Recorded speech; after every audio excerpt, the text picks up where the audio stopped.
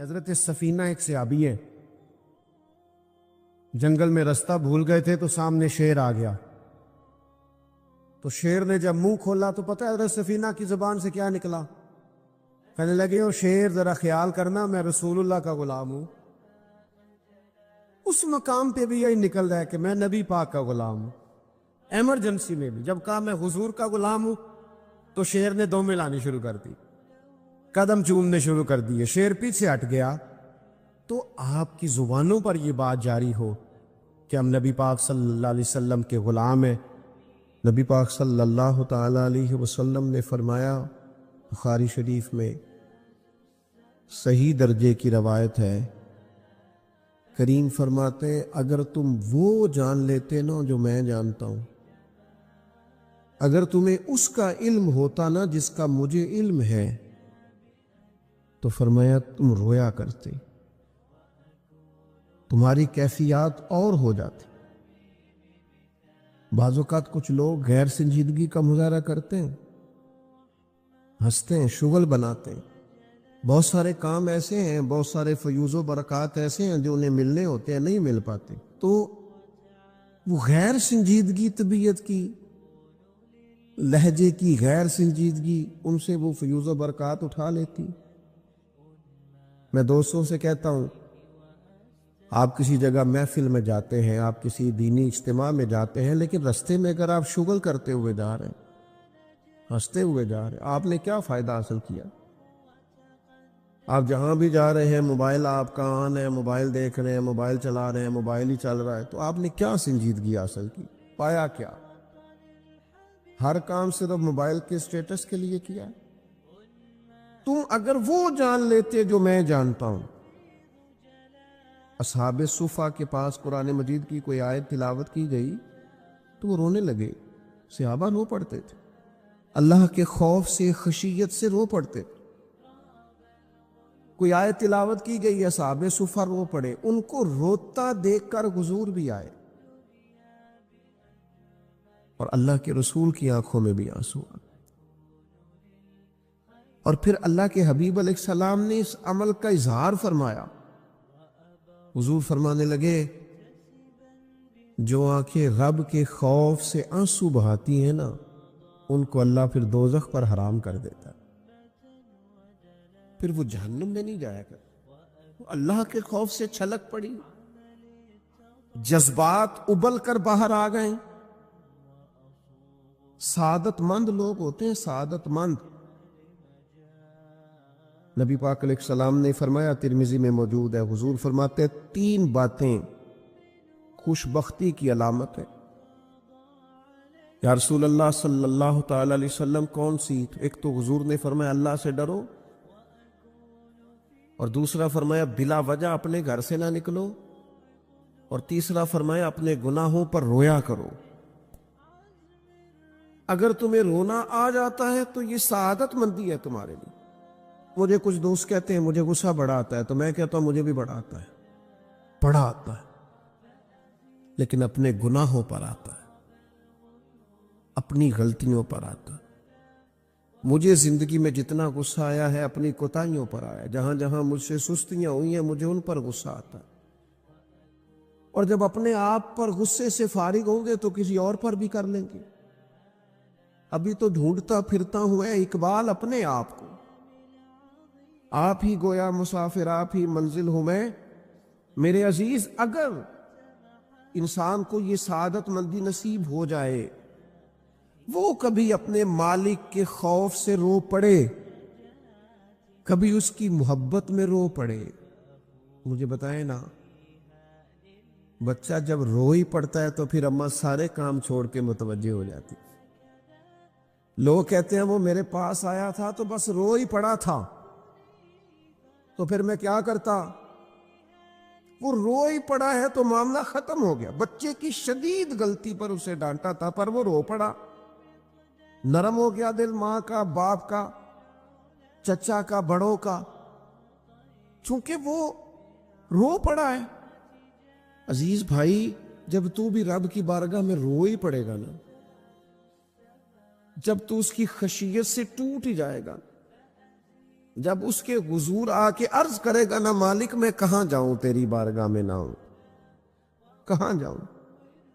اعلیٰ حضرت بریلوی رحمت اللہ علیہ کے والد تھے، بڑے درد سے دعا کرتے تو لوگ ان سے دعائیں کرایا کرتے تھے، اور عجیب سے نا دعا کے اندر محو ہو جاتے تھے۔ اپنے لفظوں میں بات کروں تو بڑی کھوب کے دعا کر دے سن، اے بعض بندے رٹیاں رٹائیاں دعاواں کر دیں، بس وہ ٹھیک ہے، ہاتھ اٹھا دیے جو مولانا صاحب کہیں گے ہم بھی، وہ بڑے محو ہو کے دعا کرتے تھے۔ کسی نے ان سے کہا حضرت اتنی للہیت سے اور اتنی محویت سے اور اتنے ذوق سے دعا کیسے؟ فرمانے لگے میں نے اپنی بیوی سے طریقہ سیکھا ہے۔ سیکھنے والے سبھی جگہ سے سیکھتے، اپنے بچوں سے بھی سیکھ لیتے، اور جن کا خیال ہونا ہمارے پاس کل عقل آ گئی ہے، وہ بیچارے عقل کو خیر بات کہہ دیتے ہیں، جن کو سارا ہی پتہ ہے انہیں کچھ پتہ نہیں۔ کہتے بیوی سے سیکھا ہے دعا مانگنے کا طریقہ۔ حضرت وہ کیسے؟ فرمانے لگے اسے کوئی کام تھا مجھ سے، کوئی گھر کا خرچہ تھا، اس نے بتایا خرچہ، میں نے اسے کہا ابھی میرے پاس پیسے نہیں ہیں، آتے ہیں تو دوں گا۔ 2-4 دنوں کے بعد پھر اس نے کہا، میں نے کہا تھا گھر کے خرچے کے لیے کچھ پیسے، تو فرماتے ہیں میں نے کہا ابھی میرے پاس نہیں ہے، آتا ہوں تو دے دو۔ عورتوں کی عادت ہوتی ہے بار بار یاد کرانا، کہتے ہیں اس نے پھر یاد کرایا، وہ میں نے گزارش کی تھی کچھ پیسے چاہیے، فرماتے مجھے غصہ آ گیا، میں نے کہا تو کیا روز ایک ہی بات کرتی ہے، تجھے کہا ہے نا ابھی پیسے نہیں ہیں، آتے ہیں تو دے دوں گا۔ ہر روز یاد کرانے کا کیا مطلب ہے؟ ایک ہی بات کا رٹا لگایا، پیسے چاہیے، پیسے ٹھیک ہے، خرچ ہے، آپ ٹھیک کہہ رہے پر ابھی نہیں میرے پاس۔ کہتے میں نے ڈانٹ دیا۔ سعادت مند خاتون تھی، حوصلے سے ڈانٹ برداشت کی، تو کہنے لگی غلطی ہو گئی، مجھے نہیں بار بار کہنا چاہیے تھا، آپ تو ناراض ہی ہو گئے، لیکن ایک بات یہ کہنی تھی کہ آپ ہی میرے شوہر ہیں، میں آپ سے نہ کہوں تو پھر کس سے جا کے کہوں؟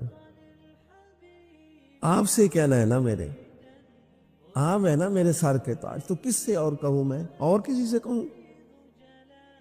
شیخ فرماتے ہیں میرے ہاتھ میں کچھ چیز تھی، ہاتھ کانپا، وہ چیز گری، چھم چھم میرے آنسو ٹپکے، چھم چھم میں رو پڑا۔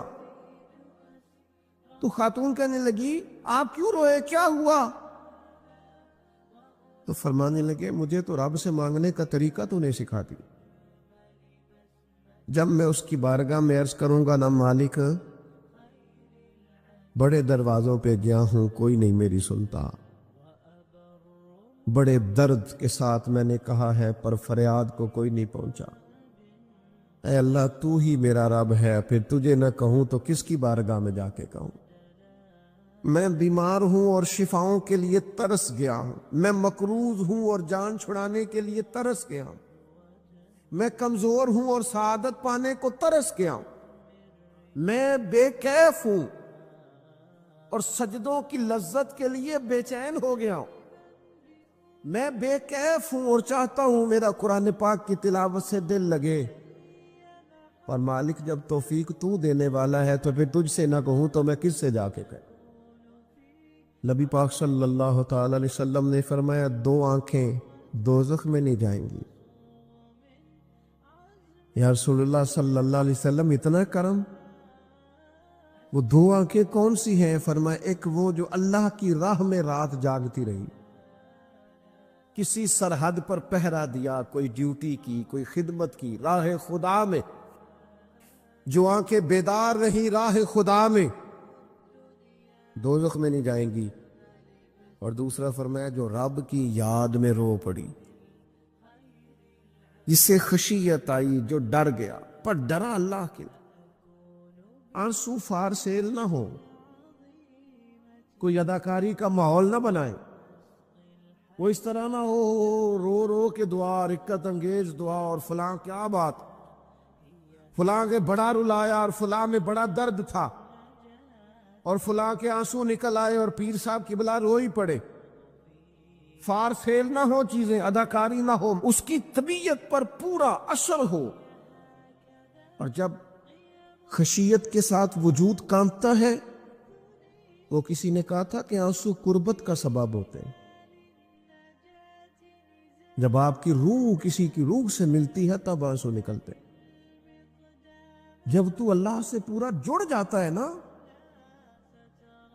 جب رسول کائنات کی بارگاہ سے تیری پوری توجہ لگ جاتی ہے، پھر آنسو بن کر دل تے پار پوے جس ویلے ادو پار بناون اکھیاں، بے درداں محبوباں دے سارے ناز اٹھاون اکھیاں. عزیز دوست، جب آپ پورے طور پر جڑ جاتے او یارو، کتنا روئے ہیں مسلمان اقوام متحدہ کے سامنے جا کے، کتنی قراردادیں پیش کی تم نے سلامتی کونسل میں.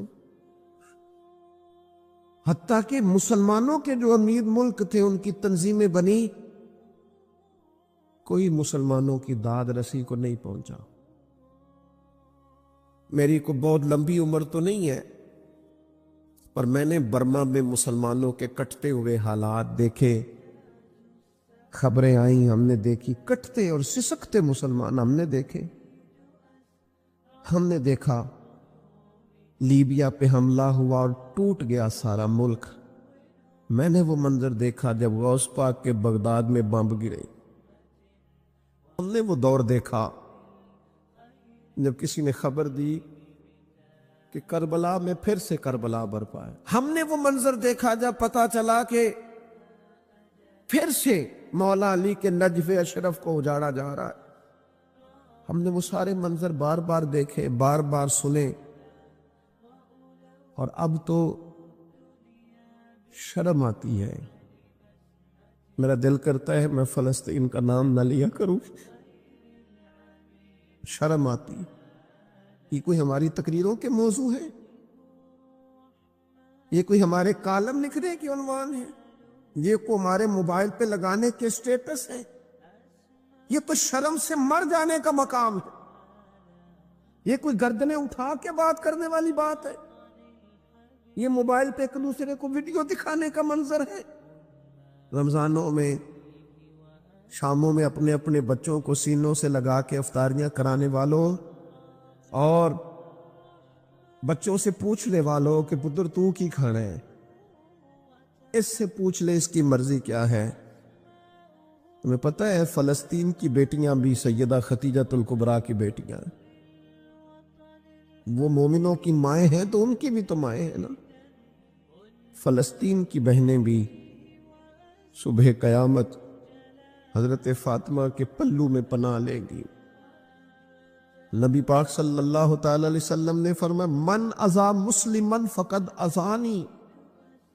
میں کیسے وہ بات آپ کے دلوں تک اتاروں کہ حضور نے فرمایا جب میرے مسلمان کو تکلیف ہوتی ہے تو مجھے تکلیف ہوتی ہے، مجھے درد ہوتا ہے.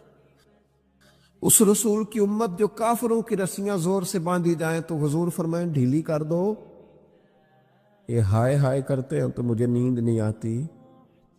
اگر بدر میں قیدی بنا کے لایا گیا کافر ہائے ہائے کرے تو حضور کو نیند نہیں آتی، تو مجھے بتاؤ کہ فلسطین کی بیٹیاں ہائے ہائے کرتی ہیں تو گنبد خضرا میں محبوب کو آرام ہے؟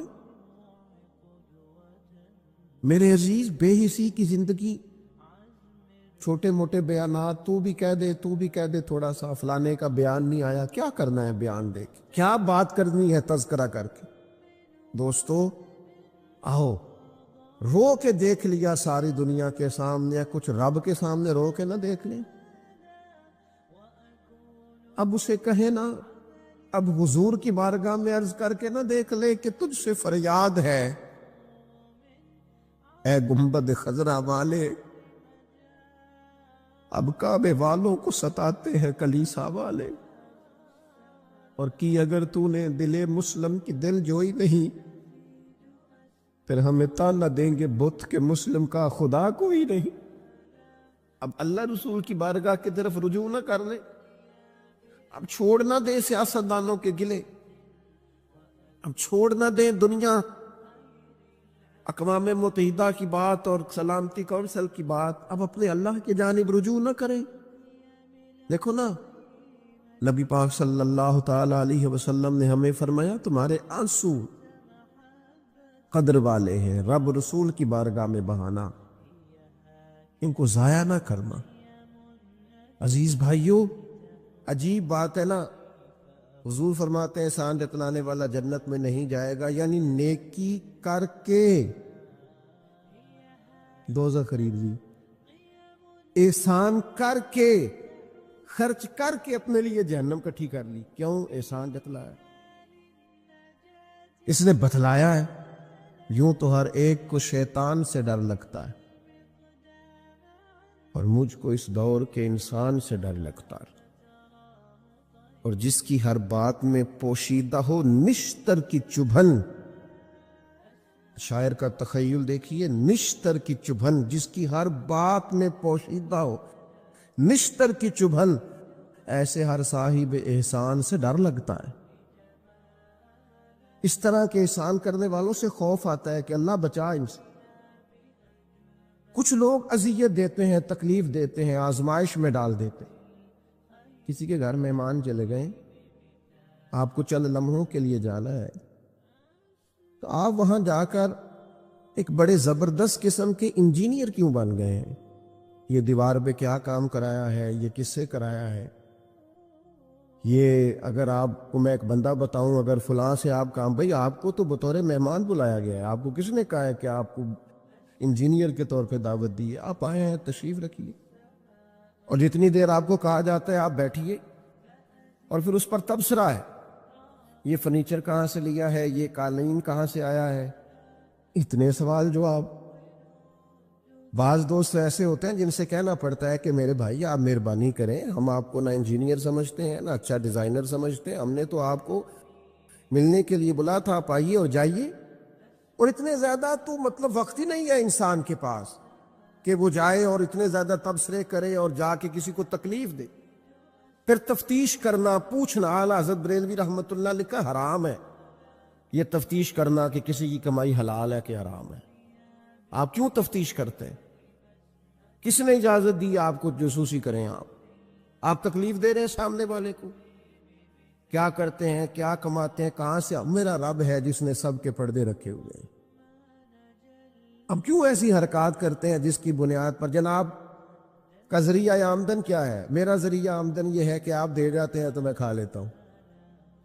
آپ اپنا ذریعہ آمدن کی فکر کریں، آپ دوسروں پر کیوں اس قدر زیادہ بوجھ ڈالتے؟ اور پھر کھانا سامنے رکھا جاتا ہے، یہ میں نہیں کھاتا، تو آپ کو جو کھانا تھا گھر سے لے آتے، کیا یہ اچھا ہوتا؟ یہ میں ایک زمانہ ہو گیا جی میں نے یہ نہیں کبھی کھایا، تو کیا کھاتے ہیں آپ؟ مجھے سالوں بیت گئے ہیں سفر کرتے ہوئے، اور میرے ساتھ پوری جماعت نے سفر کیا ہے، ہفتوں میں گھر سے باہر رہا ہوں، کوئی ایک شخص نہیں، ایسا تو نہیں کہ ساری چیزیں طبیعت کو پسند ہوتی ہیں، لیکن کوئی ایک شخص نہیں بتا سکتا کہ کبھی میں نے کہا ہو یہ مجھے پسند نہیں، میں نے نہیں کھانا لے جایا، یہ میری طبیعت نہیں۔ کیوں؟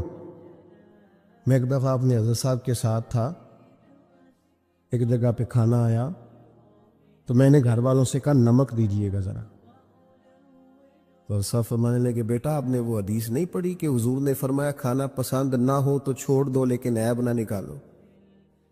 فرمایا کس موسم کے اندر انہوں نے کھانا پکایا ہے اور تم نے انہیں یہ کہہ دیا تمہیں نمک ہی نہیں ڈالنا آتا؟ فرمایا ان کے گھر کا ذائقہ ہے، وہ کم کھاتے ہو، تم تھوڑا زیادہ کھاتے ہوگے نمک، بعض لوگ ذرا کم کھاتے ہیں، تم نے یہ کس طرح کی حرکت کی ہے؟ وہ بیچارے جا کے پہلے وہ ڈانٹے گا کہ تم نے نمک ہی نہیں صحیح ڈالا، وہ نمک مانگ رہے ہیں، کیا ضرورت تھی؟ تھوڑا سا۔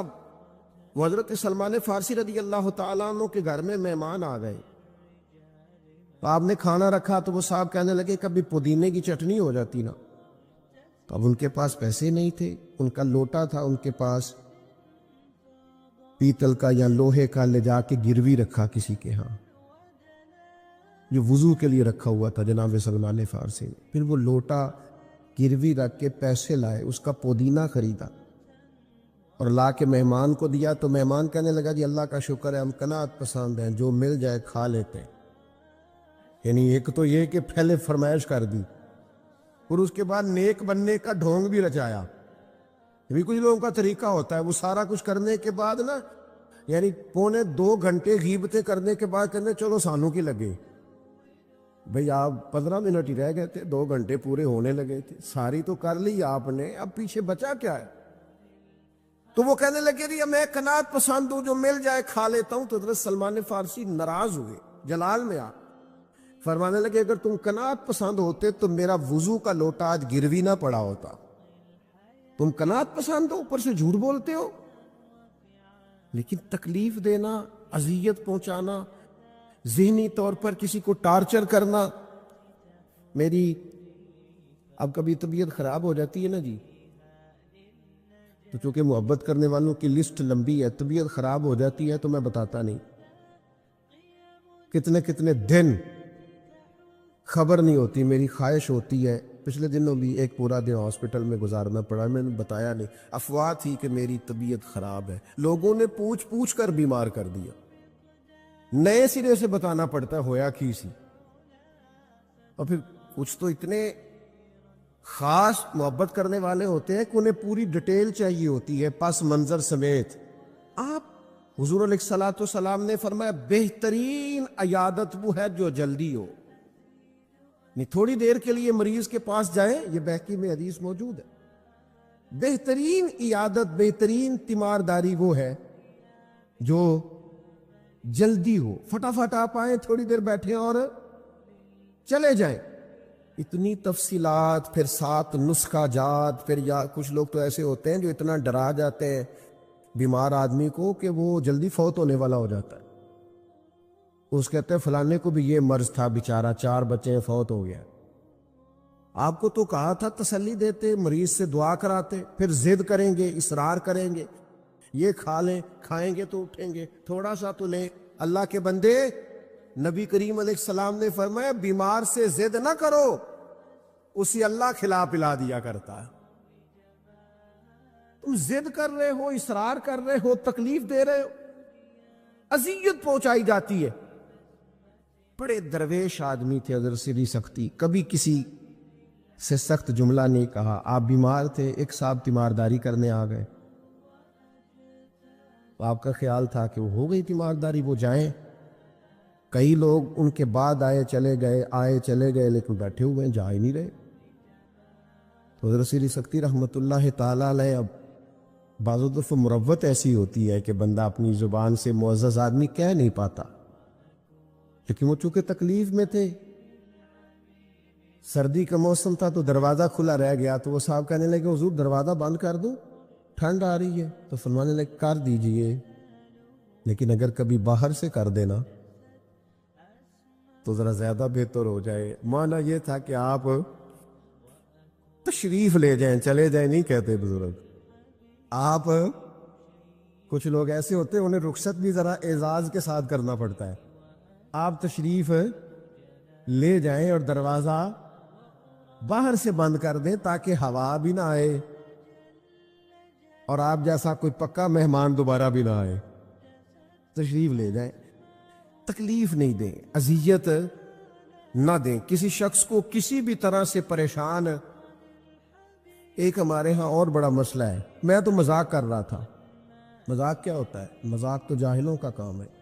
کہ موسیٰ علیہ السلام کی قوم نے کہا کہ ایک شخص کا انتقال ہو گیا ہے تو ہمیں بتایا جائے کس نے قتل کیا ہے، تو جناب موسیٰ علیہ السلام نے فرمایا گائے ذبح کرو۔ تو ان لوگوں نے کہا آپ ہم سے مذاق کرتے ہیں، اتتخذونہ ہزوا، آپ ہم سے مذاق کرتے ہیں؟ تو فرمایا اعوذ باللہ ان اکون من الجاہلین، میں اللہ کی پناہ چاہتا ہوں کہ میں جاہلوں میں سے ہو جاؤں۔ مذاق کرنے کو جناب موسیٰ نے، قرآن مجید کا پہلا پارہ کہتا ہے جاہلوں کا کام کہا ہے۔ مذاق ٹھیک ہے، دل لگی ٹھیک ہے، یعنی آپ خوش طبعی کریں۔ مذاق تو کسی کے عیب کا ہوتا ہے، تیری آنکھ کس طرح کی ہے، تیری ناک چپٹی ہے، یہ مذاق ہوتا ہے۔ کسی کے رنگ کو لے کر، کسی کے قد کو لے کر، کسی کی توتلی زبان کو لے کر، یہ جاہلوں کی علامت۔ آپ دل لگی کریں، حضور بھی دل لگی فرماتے، مسکراتے دل لگی کریں، اس میں کسی کو تکلیف نہیں ہوتی، کسی کا عیب نہیں اچھلتا، کوئی بات ایسی خوشی کی آپ اس پہ خوش ہو جائیں۔ لیکن آپ یہ جو رویے ہمارے ہاں پائے جاتے ہیں یہ مذاق ہے، اور مذاق شریعت میں جاہلوں کی علامت ہے۔ حضور فرماتے ہیں قیامت والے دن وہ لوگ جو لوگوں کا مذاق اڑاتے تھے، تکلیف دیتے تھے، قیامت والے دن ان کے ساتھ یہ معاملہ ہوگا کہ جنت کا دروازہ ان کے لیے کھولا جائے گا، پھر بند کر دیا جائے گا، پھر کھولا جائے گا، پھر بند کر دیا جائے گا، پھر کھولا جائے گا، اور پھر دوبارہ وہ کہیں گے یہ کیا ہو رہا ہے؟ تو انہیں کہا جائے گا تمہارے اس مذاق کی تمہیں سزا دی جا رہی ہے جو دنیا میں تم اللہ کے بندوں کے ساتھ کرتے تھے۔ تکلیف دیتے ہیں لوگ۔ یہ کچھ سال پہلے کی بات ہے، آپ کو پتہ ہے ہمارے ہاں اپریل فول بھی منایا جاتا ہے، جھوٹ بولنے کا دن موز۔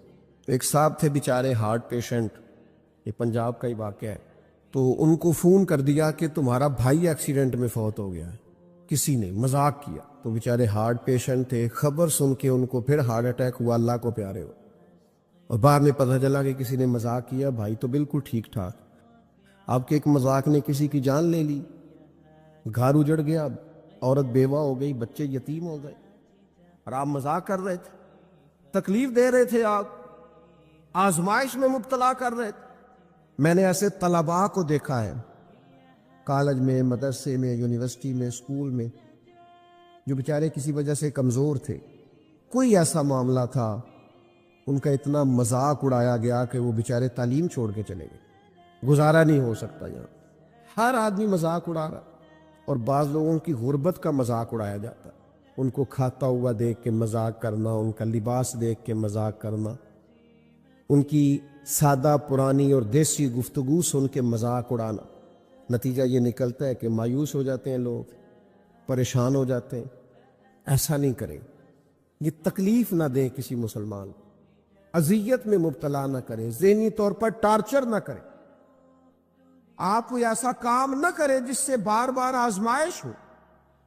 کچھ لوگ زندگی میں گناہ کرتے ہیں، اللہ معاف کرے، غلطیاں ہو جاتی ہیں، پھر وہ لوگ توبہ کر لیتے ہیں، اور یہ توبہ اللہ کو اتنی پسند ہے کہ حضور فرماتے ہیں کسی کا اونٹ مال سمیت غائب ہو جائے اور وہ شخص ڈھونڈ ڈھونڈ کے تھک جائے اور مایوس ہو جائے، اور پھر وہ اونٹ اسے مل جائے، اسے اتنی خوشی نہیں ہوتی جتنی بندہ مومن کی توبہ پر رب کریم کو خوشی ہوتی ہے۔ کتنا بڑا انعام ہے۔ حضور فرماتے ہیں ہر شخص خطا کار ہے، پر بہترین خطا کار وہ ہے جو توبہ کرتا ہے خطا کار پر بہترین خطا کار۔ کیا بات ہے اس کی خطا کی، جو خطا کرتے ہی رو پڑا ہے، اللہ کے حضور توبہ کر رہا ہے، لیکن لوگ مذاق اڑاتے ہیں لوگوں کے گناہوں کا۔ وہ توبہ کر چکے ہیں، وہ چھوڑ چکے ہیں، وہ اس راہ سے ہٹ چکے، لیکن مذاق کرنا، مذاق اڑانا، تکلیف دینا، اذیت میں مبتلا کرنا۔ حضور علیہ الصلوۃ والسلام نے فرمایا کسی شخص سے کبھی کوئی گناہ کیا پھر اس نے توبہ کر لی، فرمایا جس نے دوبارہ اسے اس کا گناہ یاد کرایا، اللہ یاد کرانے والے کو سزا دے گا، مرنے سے پہلے پہلے یہ اس گناہ کے اندر مبتلا ہو جائے۔ مسلم شریف میں موجود، اس کو سزا ملے، ٹارچر نہیں کریں، تکلیف نہیں دیں، ذہنی طور پر لوگوں کو اذیت میں مبتلا نہ کریں۔ اور پھر رشتے دیکھے جاتے ہیں ہمارے ہاں، تو اس قدر زیادہ مطلب آزمائش میں ہم لوگوں کو مبتلا کر دیا جاتا ہے، اس قدر زیادہ آزمائش میں ہمارا چونکہ دیہاتوں سے تعلق ہے، تو پرانی خواتین کبھی جاتی تھی نا رشتہ دیکھنے کے لیے بیٹے کا، ان سے کہا جاتا تھا کہ آپ کو وہاں رشتہ نہیں کرنا، تو کہتی تھی نہیں ہم نے نہیں کرنا، تو کہتے تھے بھئی آپ بتائیں کیا وجہ ہے، تو وہ کہتی تھی وجہ کوئی نہیں بتانی، اس لیے کہ میرے گھر میں بھی بیٹی ہے، میں کوئی وجہ نہیں بیان کروں، میں کسی کی بیٹی کا عیب کیسے بیان کروں۔ لیکن میں نے اخبار میں اس بیٹی کا تذکرہ بھی پڑھا جو پچھلے 2.5 سالوں سے اس لیے مینٹل ہاسپٹل میں زیر علاج ہے کہ کوئی 50 سے زیادہ لوگ رشتہ دیکھ لے آئے۔ کسی نے کہا ذرا چل کے دکھاؤ، تو کسی نے کہا ذرا بول کے دکھاؤ، تو کسی نے کہا کہ اگر قد 2 انچ بڑا ہوتا۔ اتنی تکلیف، اتنی اذیت. اور اس دین کے ماننے والے جو دین ہمیں سبق دیتا ہے کہ بیٹیاں اور بہنیں ہوتی برابر ہیں، وہاں یہ رویہ ہمارا. اور زیادہ تر ان لوگوں کا معاملہ جن کے پاس نیا نیا پیسہ آیا، نئی نئی دولت آئی، اب ان کو سمجھ نہیں آ رہی کہ وہ کیسے اپنے آپ کو زمین سے اٹھا کے آسمان تک لے جائے. خدا کے بندو، اس طرح کی اذیت، اس طرح کی تکلیف، اس طرح کا لہجہ جس سے سامنے والا نفسیاتی بوجھ کے نیچے دب جائے، یہ بندہ مومن کی شان نہیں ہے. کبھی بھی ایسا نہ کریں. اجلی اجلی سونی سونی صاف ستھری بات کریں.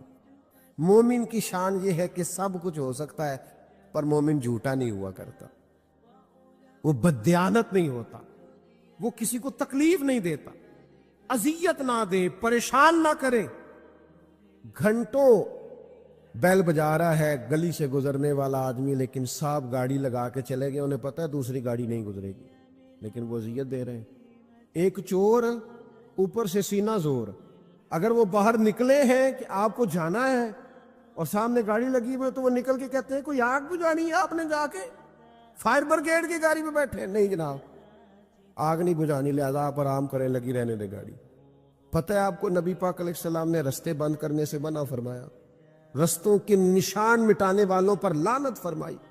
یہاں جہاں لکھا ہوتا ہے نا لاہور اتنے کلومیٹر دور ہے، وہاں اشتہار لگا جاتے ہیں لوگ. آپ کو پتہ ہے یہاں اشتہار لگانا منع ہے، رستوں کے نشان مٹانے والے کو ملعون کا ہے حضور. تکلیف دے رہے اللہ کے بندوں کو، آزمائش میں ڈال رکھا ہے. اللہ تعالیٰ مجھے اور آپ کو عمل کی توفیق عطا فرمائے.